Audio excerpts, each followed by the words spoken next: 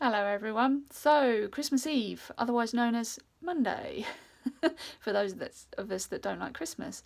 So here we are, new topic, new week, etc. etc. We are talking about New Year's this week. Some of us love it, some of us hate it, some of us feel fairly indifferent. It's kind of a Christmas do-over for some of us, I think. But if you do dislike New Year's, I guess it's time to look at why it is that you detest it. It could be, and you don't even have to think about the CNBC issue here. It could be that it's the forced fun.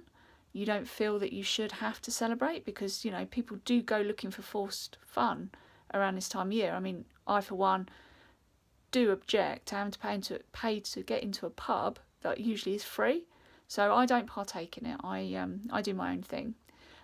It could be that you're looking at the fact that nothing's changed.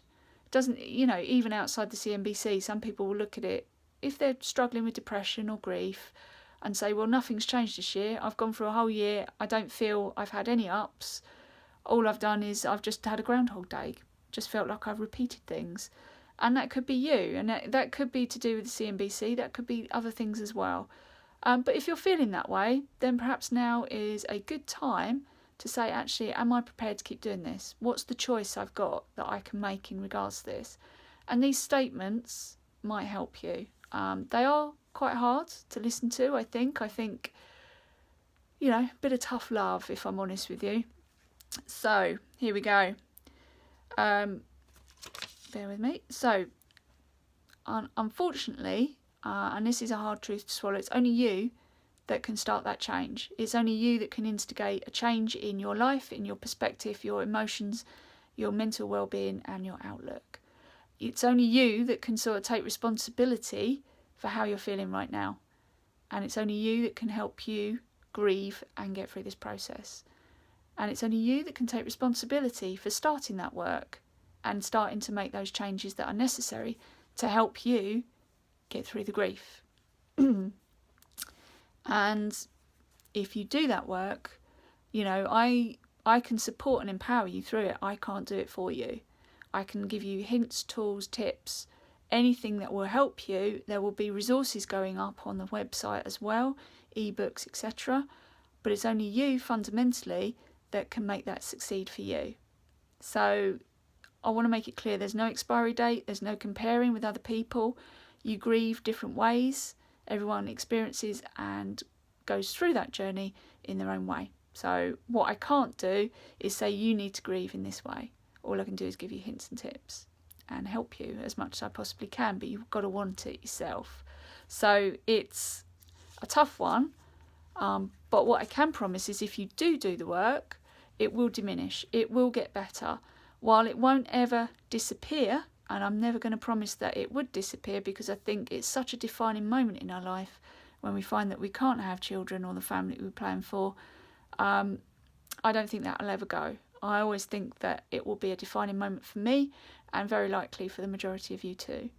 But it will diminish, you can live around it, and that is something I can promise you, that if you change your focus, if you start going looking for those other goals and repurposing that passion and drive that you've got, you will get through it. You will find something that makes you happy and will help you find your joy again.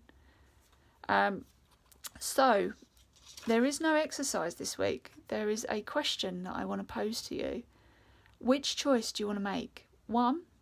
Choice number one is, I want to stay the same. I'm quite happy living Groundhog Day. The thought of going 2019, 2020, 2021, 2022, etc., etc., I'm just going to sit with it. The fear of going through the relentless journey of doing the same thing over and over again is less than the fear of actually facing up to grieving and my emotions.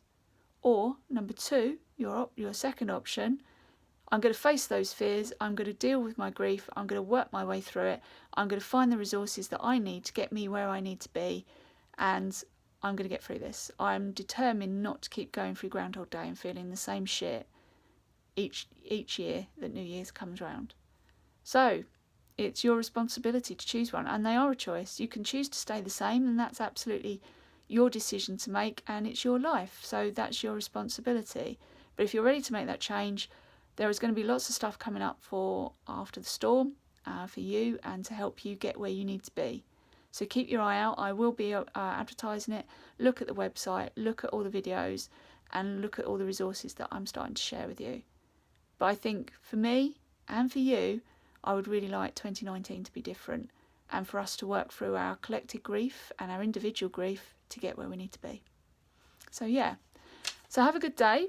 Have a think about what I've said, and don't forget, I'm not suggesting or recommending anything that I've not tried on myself, because I've been there and I'm here for you every step of the way. So I shall see you tomorrow. Have a good one. Bye bye.